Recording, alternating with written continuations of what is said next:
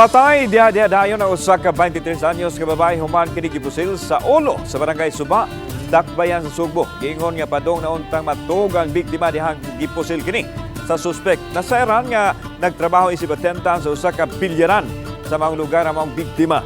Sa inisyal nga pakisusis kapulisan, giingon nga posibleng naalaan ang biktima nga asset sa mga pulis. Samtang nailhan ra ang suspitsado.